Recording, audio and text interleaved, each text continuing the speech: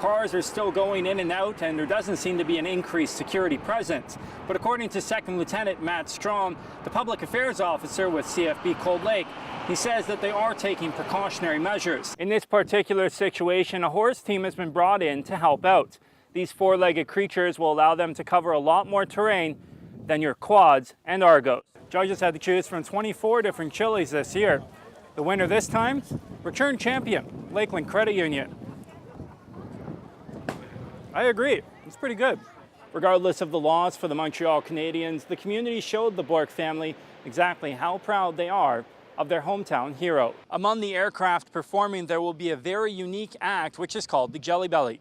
This stunt plane will do a bunch of twists and turns in the sky, but when it lands, it's not going to be on the ground. Officials say to protect the vulnerable from the measles, even if you had the shot when you were younger, you may need to get a second dose, which happens to be my case. Now, the photo radar isn't going to be stationary along the sides of the road. Officials with the town of St. Paul say it's going to be moving all the time. Red spray-painted messages and smashed-in windows replaced Cold Lake's only mosque entrance. A shocking sight to many in the area, but board member Mahmoud Al-Qadri says he wasn't angry when he saw it, and instead is hopeful it isn't a targeted incident. For now, right now, we'll say it's just a random act that happened. You know, maybe just a drunk person at nighttime, and he has nothing better to do than doing this. And, you know, it's the feeling is, you know, when you kind of come in the morning for a peaceful prayer and find this, it's hard. We're not all like this, right? As the morning went on, it was evident to see that Cold Lake residents wanted to show their support, putting posters up saying, "Love thy neighbor," and "You are home," stating that the Muslim community is indeed welcome in the city. It's sad, right? Because, I mean, these guys are peaceful, and I think it's important for the community to show them that we know the difference between extremists and religion, right? I'm angered and hurt that someone would do something like this. This is Canada, the home of the free, and we're free to worship, and I'm just appalled by it. And local politicians echo these thoughts. Cold Lakers are so disheartened by this action, and this does not represent Cold Lake at all. And so the community is going to rally around it.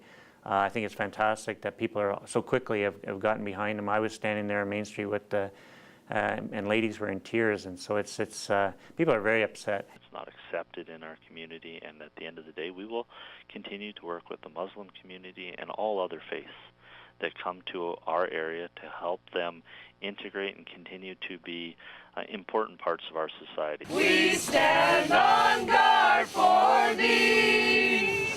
But in between the hate, a ray of hope. Within a matter of hours, the whole community came together and helped get rid of the memory of the act. If you have any information regarding the incident, please call the Cold Lake RCMP at 780-594-3302. In Cold Lake, Frazer Snowdon, New Cap News. Yes, I know. It's any pet owner's fear, losing the one you love. It scared me. I was devastated.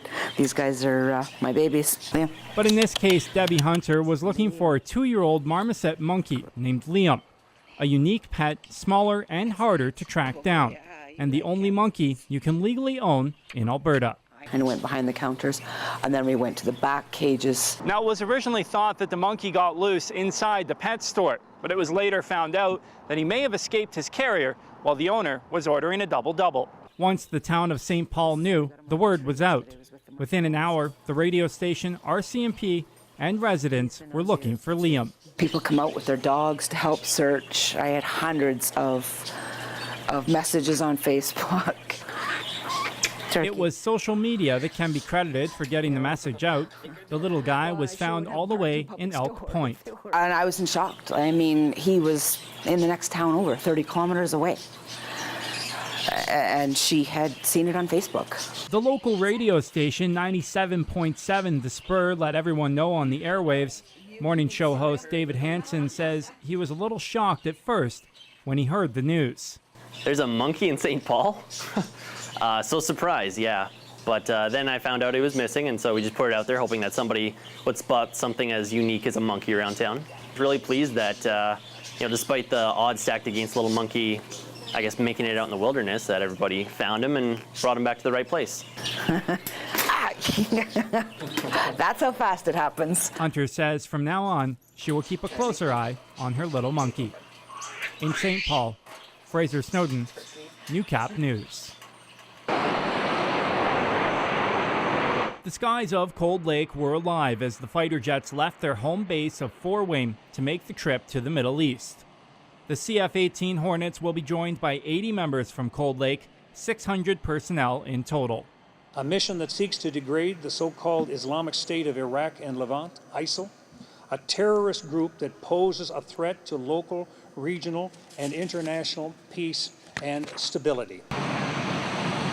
The mission is set to last 6 months, and even though there are also threats at home, along with across the ocean, Minister Nicholson has faith in our forces. And I am confident that they are ready to take on the complexities and challenges presented by this mission. Officials have been very careful with divulging information about soldiers and personnel taking part in the mission. Colonel Eric Kenny says there is a very good reason for these protective measures. We're very sensitive to discussing names of members that are deploying. We want to also make sure that we're keeping the family members out of the media so that they feel that they have the protection that they need from a threat that could very well be here in Canada. And Colonel Kenny is proud the troops are coming from his base. It fills me with great pride to be able to see our members depart to accomplish a mission that the Government of Canada has asked us to achieve. Support staff for the fighter jets will be in Kuwait by the end of the month. In Cold Lake, Frazer Snowdon, Newcap News. This 1,000-pound bomb shook the ground and filled the air with black smoke. It has 435 pounds of explosive in it and has a massive fragmentation and blast effect. And it's just one of many that the explosive disposal flight team deal with in their job. Operation Taz Tornado allows these brave men and women to practice taking apart bombs. To enable the operators to dismantle armed ordnance to make it to the area to the state that it can be moved to a location where it's less harmful to the environment. 30 seconds. The team took apart the bomb and carefully placed the C4 into the fuse to detonate it safely. We were pushed back more than a kilometer away for this exercise. The ground-shaking shockwave took a few seconds to reach us in this demonstration.